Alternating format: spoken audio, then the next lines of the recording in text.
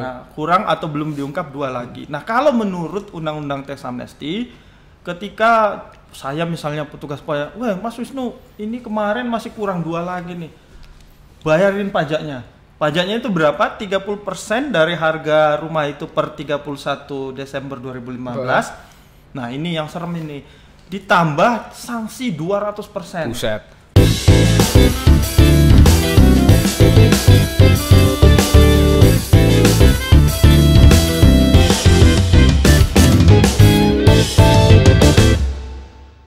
Kawan pajak, kembali lagi di Celoteh 180 podcastnya Kanwil DJP Jawa Tengah 2. Iya, ini selamat tahun baru. Oh iya, selamat tahun baru. Kemarin kita belum ngucapin selamat tahun baru, tapi karena kemarin kita mulai mini podcastnya di pertengahan tahun ya Pak ya. Iya. Jadi memang nggak terlalu banyak episode yang kami tampilkan, tapi ya insya Allah itu bisa membantu kawan pajak yang mencari informasi seputar perpajakan, terutama yang ada di Kanwil DJP Jawa Tengah 2. Nah, di episode perdana di tahun 2022 ini, betul, kita bahas yang lagi hot-hotnya. Bahas yang lagi hot-hotnya dan nanti akan berseri berjenjang karena banyak yang hot di tahun 2022 ini.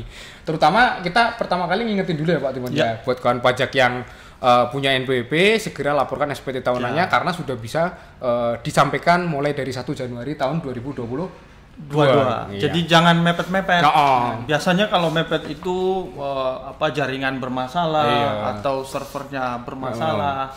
Jadi nyari waktu yang pas, misalnya lagi melamun di malam hari daripada merenung-renung mending lapor SPT.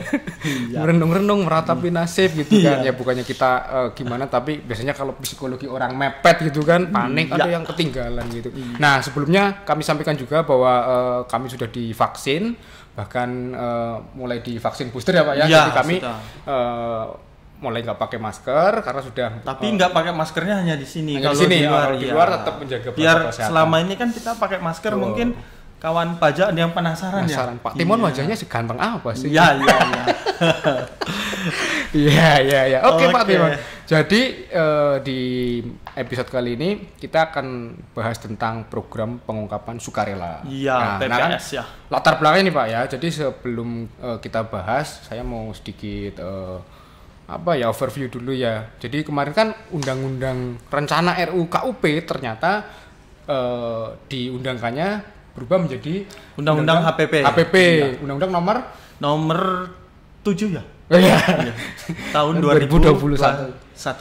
Ya, itu diundangkan 29 Oktober. Nah, yang diundangkan di 29 Oktober itu mengamanatkan salah satunya adalah program pengungkapan sukarela. Nah, kalau yang secara singkat kita sudah bahas dulu poin-poin dalam undang-undang HPP-nya itu apa aja tuh. Salah satunya ini. Nah, kali ini kita akan bahas secara lebih lanjut lagi. Nah, langsung aja Pak Timon. Jadi sebetulnya apa sih program pengungkapan sukarela ini gitu kan? Nah, program pengungkapan sukarela ini betul Mas Wisnu, ini salah satu muatan utama dalam Undang-Undang HPP ya. Program pengungkapan sukarela ini adalah pemberian kesempatan pada wajib pajak untuk secara sukarela mengungkapkan kewajiban perpajakannya yang belum dilakukan atau belum dilakukan secara penuh melalui pembayaran PPh atas pengungkapan hartanya. Oh gitu. Ya. Ini berarti ada hubungannya sama TA yang dulu tahun. Ya. Jadi memang kalau kita dengar di masyarakat, TA jilid 2. Ya ini PPS ini TA jilid 2. Faktanya seperti itu atau bukan?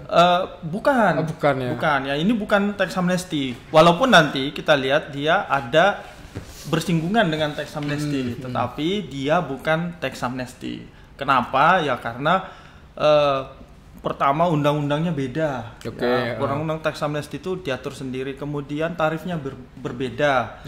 Kemudian manfaat-manfaat yang didapat juga berbeda. Tetapi kontinuitas dari tax amnesty karena nanti di PPS ini ada program yang merupakan seolah-olah merupakan kelanjutan dari tax amnesty kemarin. Jadi memang ini ternyata berbeda dengan tax amnesty. Betul, berbeda. Terus ini Pak, kalau secara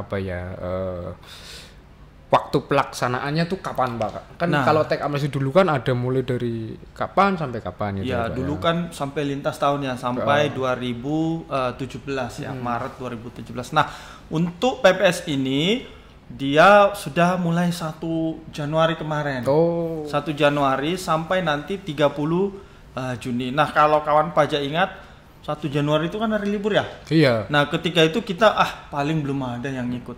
Tapi pas dicek hari Seninnya tanggal 3 udah banyak. Udah banyak wajib pajak yang ikut. Nah ini berarti menandakan wajib pajak ini antusias untuk ikut program ini. Nah antusias. Nah buat kawan pajak yang mungkin niat masih bertanya-tanya, apa sih ya kita nanti bahas sama-sama. Bahas ya. Oke.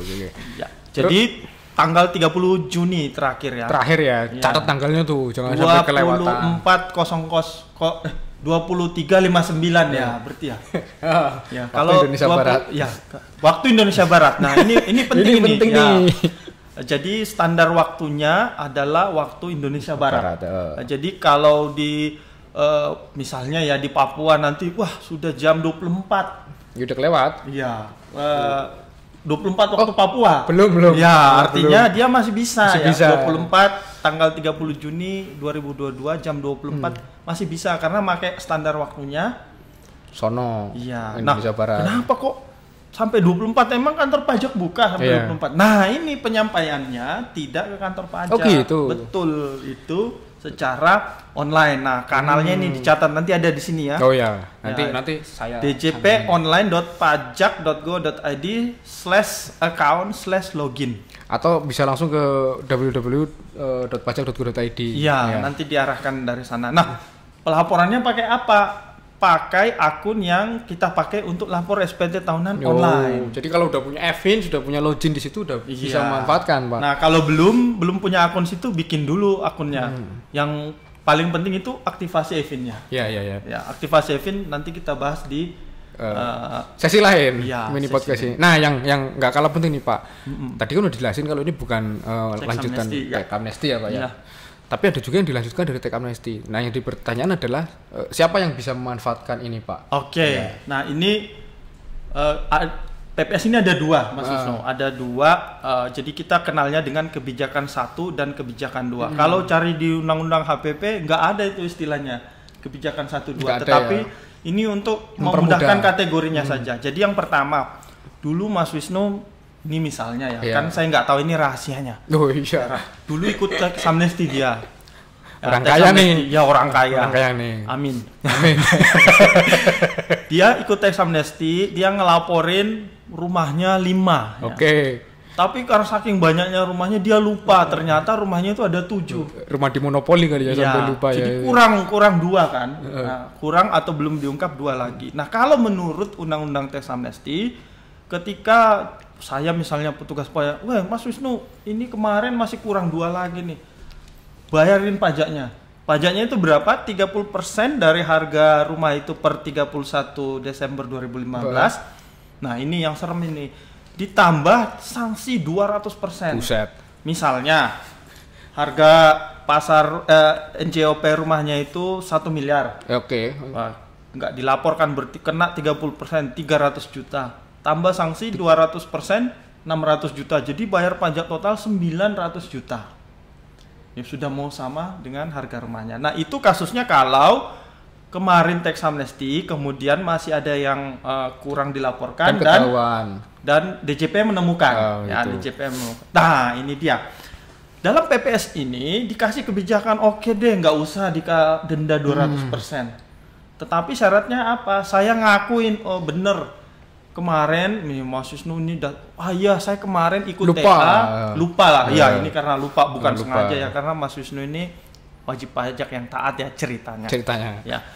Jadi saya lupa. Ya tolong ini saya ungkapkan secara sukarela. Ya, nggak perlu bayar tadi 30%, apalagi sanksi 200%. Nanti cukup tarifnya itu 6%, 8% atau 11%. Oke. Ya, jadi itu bukan mantan para peserta TA yang masih ada kurang-kurangnya, baik orang pribadi atau badan. Ya, itu yang untuk kebijakan pertama. Artinya hartanya itu 2015 ke bawah. Kemudian ada lagi yang namanya kebijakan kedua. Ini hanya untuk orang pribadi, mau udah ikut TA mau belum. Tapi dalam periode 2016 sampai 2020 ada harta yang belum dilaporkan.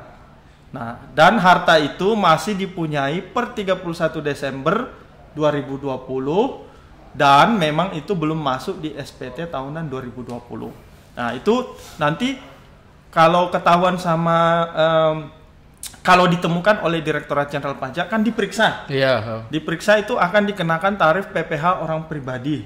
Nah, sekarang tarif PPh orang pribadi itu paling tinggi 35% loh. Oh iya. Nah, kalau diperiksa jadi ada kemungkinan dia kena sampai 35%. Tapi PPS ini boleh deh dia ngungkapin sukarela tarifnya itu 12, 14 atau 18%. Nah, kenapa beda-beda? Nanti kita bahas. Oke, Pak. Jadi memang ada manfaatnya ya setiap kebijakan itu ya. Betul. Intinya tadi kalau yang kebijakan satu tidak dikenai sanksi karena kan kebijakan satu itu kan untuk orang yang udah pernah ikut tax amnesty gitu kan. Karena begitu dia ikut tax amnesty, dia masuk dalam rezimnya tax amnesty. Artinya kalau masih ada yang kelupaan tadi tuh ditarif 30% untuk orang pribadi dan didenda 200%. 200% gitu. Terus kalau yang tadi kebijakan 2, nah kebijakan 2 ya kalau ditemukan kalau dia nggak ikut PPS dan ditemukan ya diperiksa. Kalau ini enggak.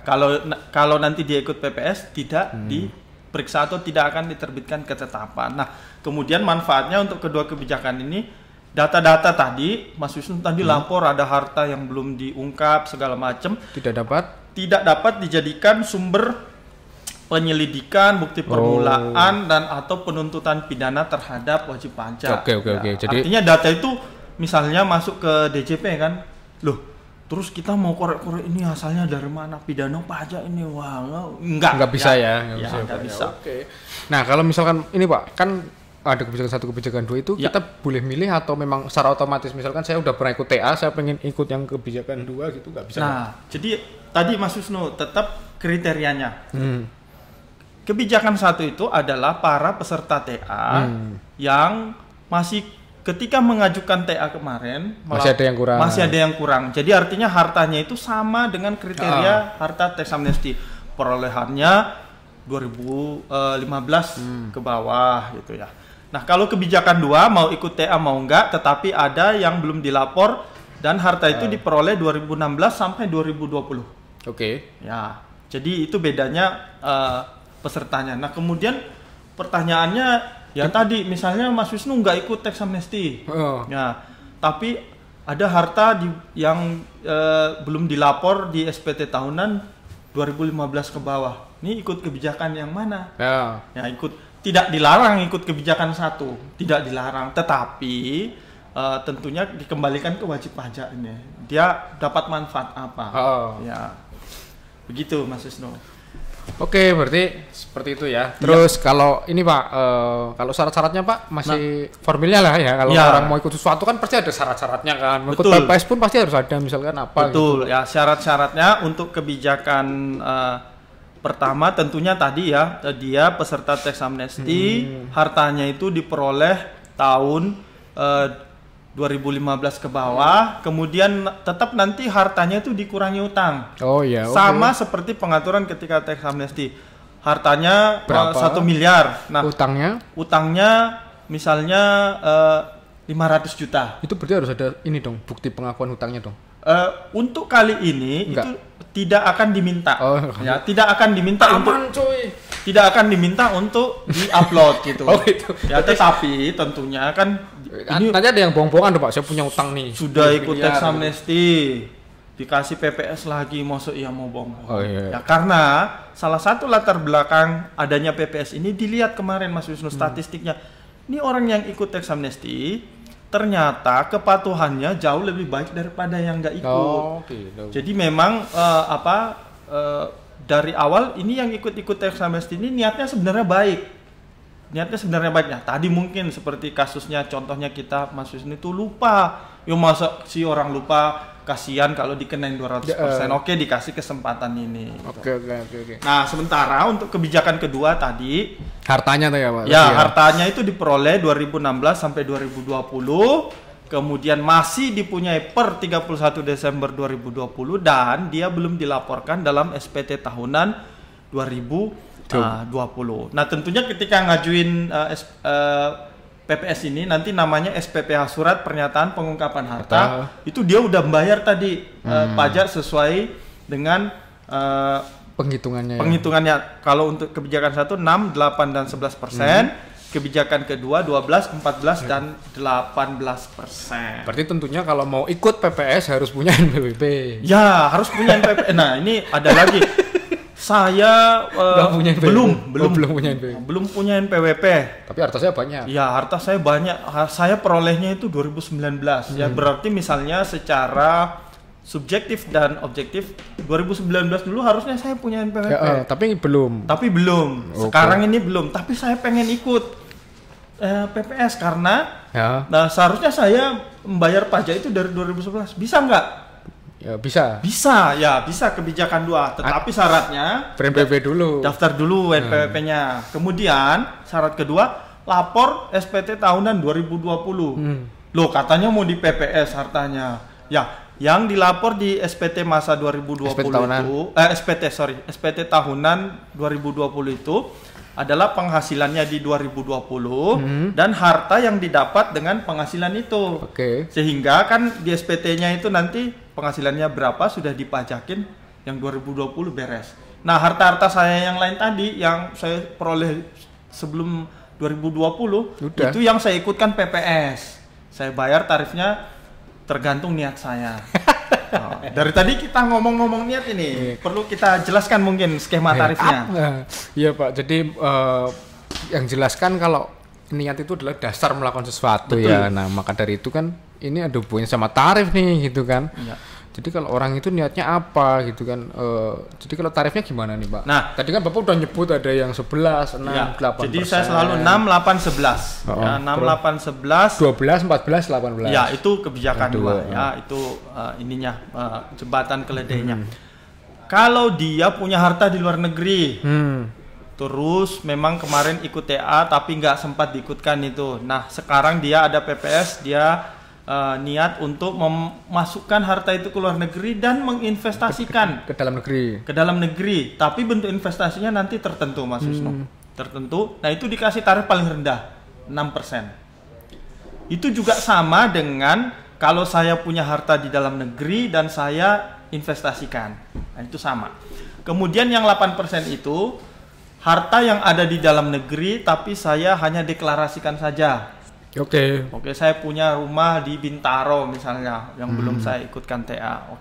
Itu sama tarifnya 8% dengan saya punya tabungan di luar negeri yang saya niat masukkan ke dalam negeri, saya pindahin ke bank di dalam negeri. Tapi nggak diinvestasikan. Tidak diinvestasikan. Itu 8%. Kemudian yang 11% itu yaitu saya punya harta di luar negeri. Saya ngakuin aja, ya deh saya punya harta di luar negeri. Tapi nggak dimasukkan. Nggak dimasukkan, apalagi diinvestasi enggak. Cukup fair sih menurut saya sih. Iya. Dengan jenjang tarif yang nggak terlalu gede Pak ya. Nah, itu sama dengan kebijakan 2 tadi, skemanya sama. Beda tarifnya aja ya. 12, 14, 18. Tentunya 12 tadi yang sampai diinvestasi. Kalau yang 18 tadi yang di luar negeri ngakuin doang. Iya, ngakuin aja. Saya punya harta nih di mana di. Ya.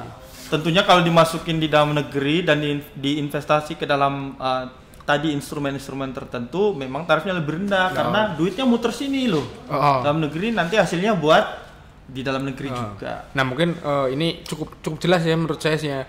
Intinya sih ini bukan program Teks Amnesty Jilid 2. Betul. Tapi pemerintah memberikan kesempatan agar wajib pajak yang kemarin belum sempat mendeklarasikan harta dan masih belum patuh mungkin ya, jadi biar lebih patuh lagi. Ya. Kesempatan kedua nih, jadi daripada nanti diperiksa dengan sanksinya yang cukup cukup bisa sangat kita berat loh, kita jual rumah, kita bayar 1 miliar buat bayar sanksi, jual rumahnya gitu kan. Jual rumahnya. Daripada gitu kan mending kita ikut ini kan, lebih murah gitu kan. Ya. Dan ini sebenarnya bukan ini loh, maksudnya saya bukan pemerintah terus nakut-nakutin, lu ntar yang nggak patuh gue ini enggak, tapi ini bener-bener memberikan kesempatan gitu. Karena kan. apa? Ya namanya fasilitas apa ya? Betul. Mau diikut ya terserah. Betul. Jadi ikut juga terserah. Jadi tetap aturan pajak itu tetap seperti biasa sebenarnya. Yes. Kalau ada yang kurang dilapor, mekanismenya kan sebelum diperiksa ya self assessment ya. Saya kurang nih laporin pembetulan SPT atau apa. Tetapi melalui ini dikasih jalannya. Dan ini istilahnya seperti jendela yang hanya terbuka sebentar. karena hanya sampai 30 Juni. Setelah itu kembali lagi aturannya, kalau yang ikut TA nggak dilaporkan kena 200% itu. Ya, jadi memang kesempatan yang sangat berharga. Nah ini kalau kita lihat Mas Wisnu di datanya ini tanggal berapa? 21 ya? 21. Nah ini data kemarin ini. Yang ikut PPS ini sudah 6.220 wajib pajak. Buset, banyak. Kemudian dengan surat keterangan 6.759 loh, lebih banyak surat keterangannya, artinya ada satu WP ikut 2 kebijakan. Mungkin itu yang saya maksudkan, Pak. Dimungkinkan berarti ya? Mungkin artinya misalnya saya ikut tax amnesty. Tapi saya pengen ikut yang kebijakan 2 juga. Ada yang kelupaan. Kemudian saya punya harta yang saya peroleh 2016-2020 belum saya laporkan. Ya bisa ikut dua-duanya. Asal dia orang pribadi. Iya. Ya, orang pribadi. Oh, ini badan enggak ya, Pak? Kalau yang kebijakan 2 badan enggak. Hanya orang pribadi. Kalau kebijakan 1 mau OP, mau badan, it's okay. It's okay. Bisa ikut. Oke ya. Lanjut lagi, Mas Wisnu, tadi sudah 467,97 miliar setorannya. Setoran pajaknya ya. Nah, itu tadi yang dari 6, 8, 11%, 12, 14, 18% itu. Kemudian nilai harta bersih yang diungkapkan itu sudah 4,19 triliun. Wah. Jadi yang dideklarasi 3.000 triliun, yang diinvestasi udah 300 miliar ya. Oke, jadi statistiknya cukup ini juga ya. Ya, ini baru Januari loh. Baru berapa minggu? Ya, efektif baru 2 minggu lah. Ini masih ada 5 bulan lagi, guys. Iya. Jadi dan ini enggak ini ya, Pak, enggak ada jangka waktunya. Kalau dulu TA kan bulan ini sampai bulan ini tarifnya sekian lain. Ya. Enggak ini, ya. Ini tetap satu tarif sesuai skema yang dipilih tadi sampai 30. Iya. Barangkali ada yang crazy rich dari mana gitu. Wah, gua nunggu akhir periode. Siapa tahu apa yang ini, Pak, ada yang jual aset kripto gitu kan. Iya. Ini bocorannya aja sih, nanti episode setelah ini kita akan bahas masalah yang lagi kripto, NFT ya, nanti kita bahas. Mas mungkin punya ya? Ya punya lah, Pak. Loh, enggak. Kalau punya ya oke. Oh iya, oke. Tapi kalau ada aspek perpajakan yang memang harus bayar pajak, kita bayar. Siap suhu. Iya. Jadi ini kita cukupkan dulu, Pak, karena nanti sepertinya masih kita bikin sesi berikutnya untuk ini aja, Pak. Nanti sesi berikutnya kita bikin FAQ-nya. FAQ-nya nanti tetap dengan Pak Timon, karena Pak Timon adalah narasumber satu-satunya di mini podcast ini. Sementara masih Pak Timon terus. Semoga nggak bosan ya. Nggak bosan karena ternyata antusiasme yang nonton podcast ini ya lumayan banyak juga dengan penjelasan dari Pak Timon. Ya udah, daripada saya bingung cari narsum kan udah Pak Timon aja. Nah, nanti kalau masih bingung-bingung, di sini ada linknya untuk daftar kelas pajak. Oh iya, ini untuk. Jadi kita mengadakan kelas pajak setiap hari Senin. Iya. Di sini ada linknya, nanti daftar aja, isi keterangan yang diperlukan. Kemudian hari Senin kita berikan kelas pajak. Atau kalau mau datang di kantor pajak terdekat juga boleh. Ya, ada helpdesk. Ada helpdesknya. Ya, jadi kita buka seluas-luasnya. Ada helpdesk. Yang di Solo bisa mampir ke Kanwil, nanti bisa ketemu sama kami. Kalau penasaran ya ketemu sama Mas Wisnu. Saya mau sama Pak Timon ketemu ya silakan. Kita juga buka helpdesk ya. Di Kanwil juga ada. Kemudian nomor telepon WhatsApp ya, ini sini ada nih ya. Jadi ada medsos juga di sini. Mau nanya selain PPS boleh nggak? Boleh ya. Boleh. Ya. Asal tentang pajak. Okay. Nanya-nanya tentang ekonomi juga bisa. Boleh. Ya. Nanya magang? Boleh. Iya. Siapa tahu kawan pajak ada yang mau magang, mau jadi relawan pajak, ya boleh. Boleh. Tanya-tanya. Oke. Jadi kita cukupkan mini podcast kali ini. Ya semoga ini awal yang produktif ya buat kita, karena saya rasa ini sobat pajak terus menunggu-nunggu nih. Mana nih celoteh 180 episode selanjutnya. Ya kita ketemu lagi di mini podcast episode selanjutnya. Bye bye.